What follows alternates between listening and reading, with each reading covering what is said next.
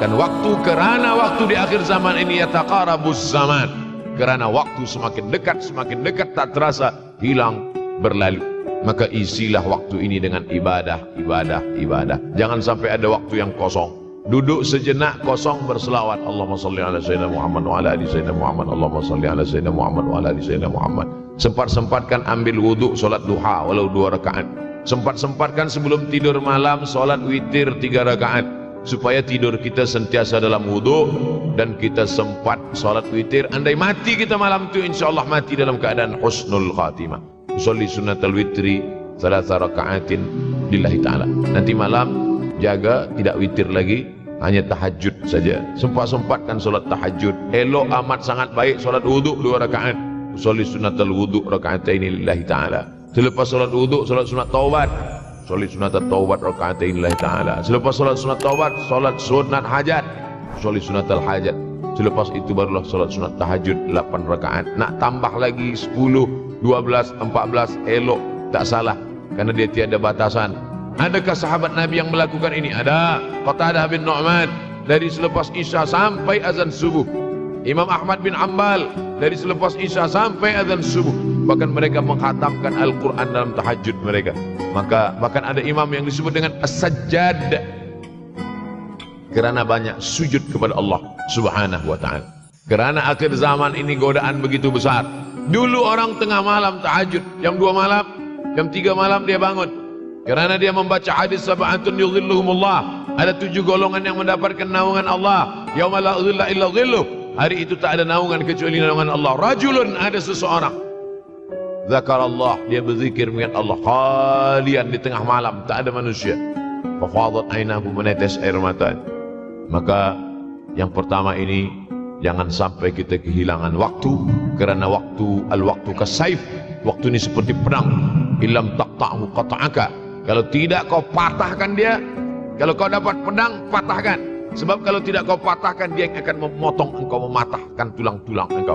Waktu ini kalau tidak kita manfaatkan, kita akan ditanya tentang waktu, kemana saja waktu yang sudah kau pakai. Inna sam'a, pendengaran, wal basar, penglihatan, wal fuad, hati, kullu ulaika kana anhu mas'ula. Semua akan disoal, semua akan diminta tanggung jawab di hadapan Allah.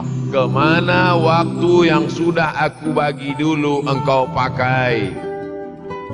Yang pertama nanti ditanya, la tazulu qadama 'abdin yaumal qiyamah. Kaki anak Adam tidak akan bergeser, tidak akan beralih dari tempat tegaknya pada hari kiamat, hatta yus'al, sampai dia disoal, sampai dia ditanya. La tus'alunna yauma idzin 'anin na'im.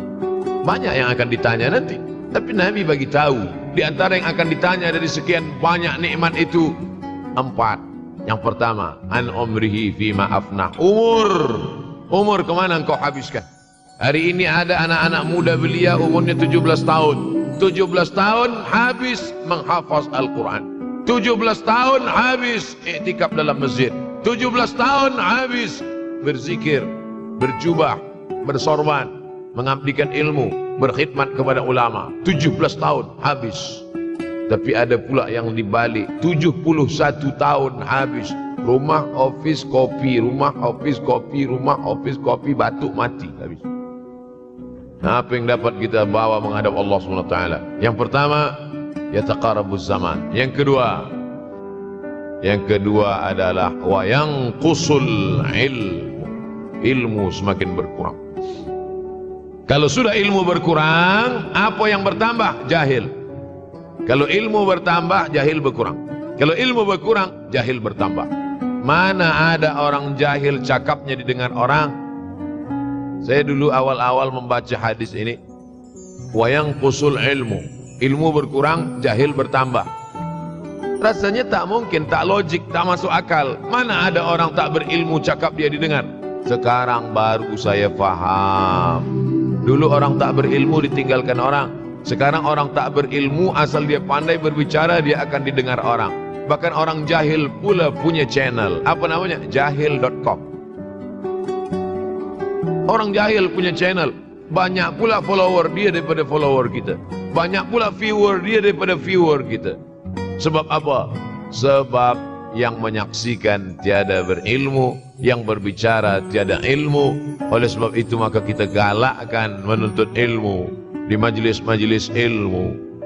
Untuk apa Abdul Somad sudah berumur 43 tahun pun masih pergi juga lagi ke Sudan belajar? Apa yang nak dicari ini? Tak lain tak bukan, mudah-mudahan kita termasuk orang yang sampai akhir hidupnya mencari ilmu, insyaAllah. Saya datang kemari bukan niat mengajarkan ilmu. Saya datang ke Malaysia tetap niatnya belajar mencari ilmu. Man salaka tariqan, siapa yang melangkahkan kaki melalui suatu jalan, yaltamisu fihi ilman, siapa yang melalui suatu jalan niatnya untuk mencari ilmu, sahalallahu lahu bihi tariqan ilal jannah, dimudahkan Allah jalannya menuju surga. Innallaha la yantazi'ul ilma intiza'an. Innallaha la yanzi'ul ilma intiza'an. Allah kalau mencabut ilmu, bukan macam mencabut pokok kayu dari tanah. La yantazilul ilmu intiza'an. Allah tidak mencabut ilmu macam mencabut pokok kayu dari tanah hingga ke akarnya, tidak. Lalu bagaimana ilmu ini dicabut? Biqabdil ulama. Dengan matinya ulama, maka habislah ilmu. Meninggal Imam Syafi'i, berpulang ilmu. Meninggal Imam Nawawi, berpulang ilmu. Meninggal Imam Fulan, berpulang ilmu. Maka yang hadir adalah al-juhala.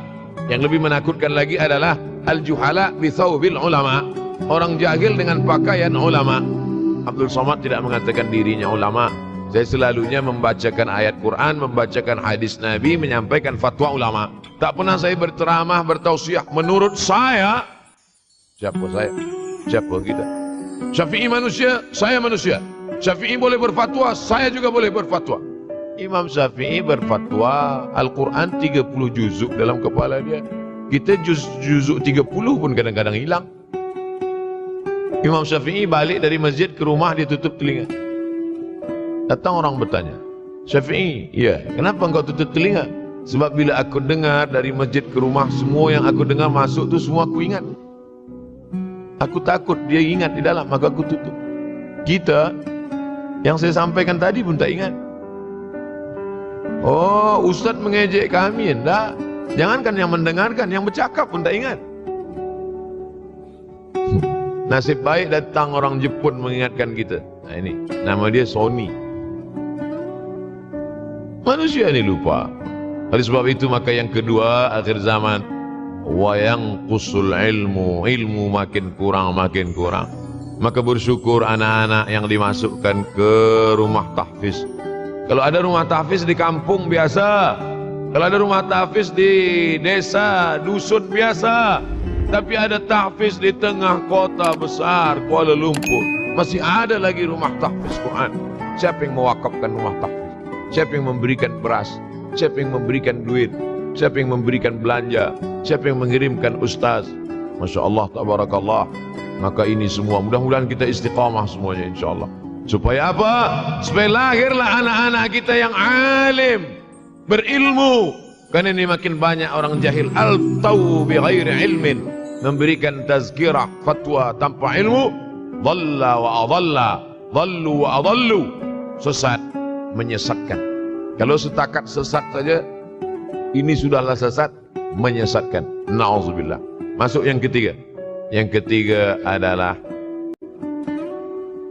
wayang qusul ilmu, setelah habisnya ilmu ini semua dicabut oleh Allah Subhanahu wa taala.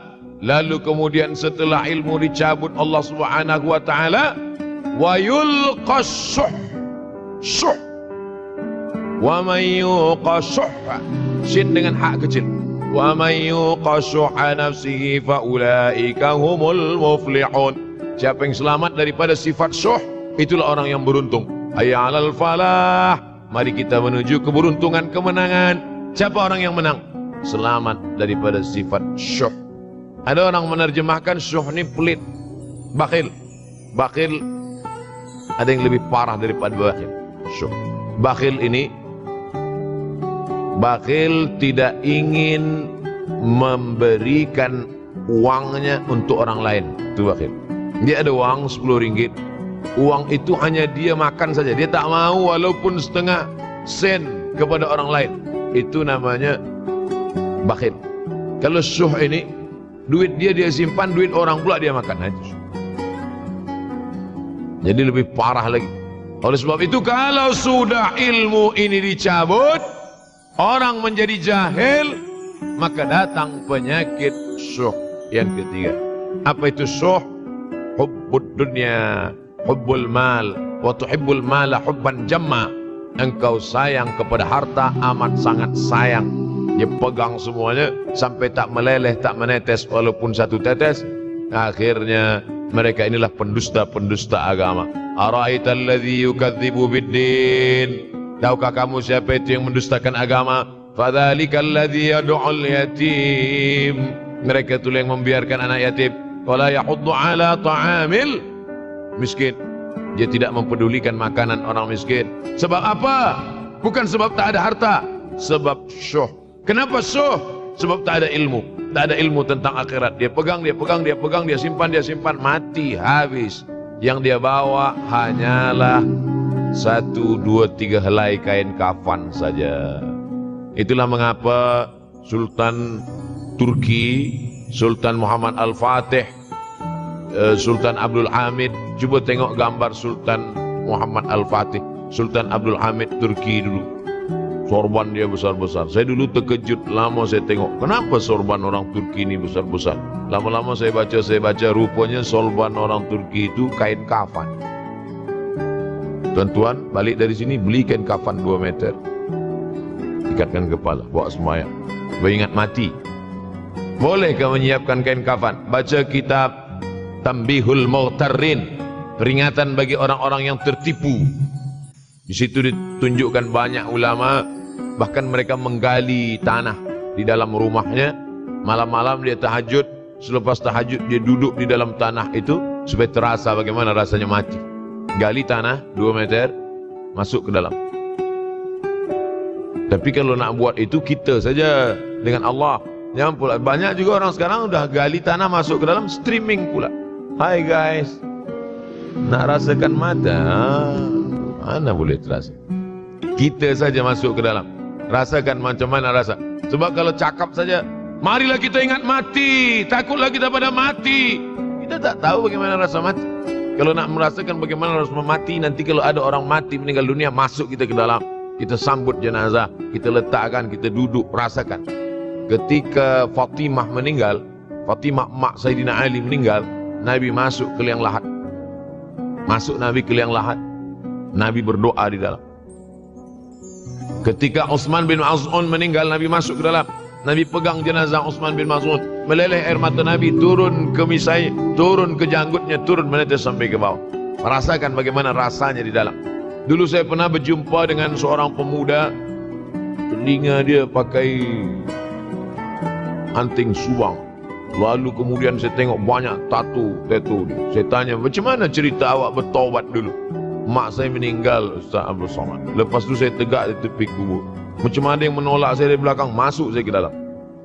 Masa masuk itulah terasa sejuk di kaki. Datang rasa takut saya. Makanya kalau ada orang yang sudah kita bagi tazkirah, bagi nasihat tak juga, nanti ada orang meninggal, bawa dia agak dekat, senggolkan sedikit, jatuh.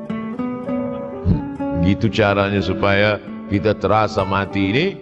Supaya apa? Hilangkan penyakit syuh, cinta harta, takut mati, dan membuat kita menjadi bakhil, pelit. Na'udzubillah. Yang keempat, wa tazharul fitan. Ini yang terkait dengan tajuk kita yang keempat. Wa tazharul fitan. Banyaklah fitnah, siksa. Dulu masa saya kelas 1 madrasah tahun 1990, berkumpullah kami bersama-sama dengan cikgu mengkaji masalah apa? Masalah Bosnia Herzegovina, mengamuk Slobodan Milosevic, menghancurkan umat Islam di Bosnia. Sampai ada yang meminta fatwa kepada Syekh Yusuf Al-Qardawi, bolehkah perempuan yang perempuan Bosnia yang dirogol tentara Serbia hamil, bolehkah dia menggugurkan anaknya? Kata Syekh Yusuf Qardawi, tak boleh.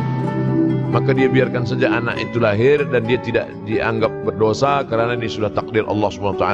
bagaimana mereka dibunuh. Maka makin banyaklah selepas Bosnia datang pula yang terjadi di Rohingya, di Uighur.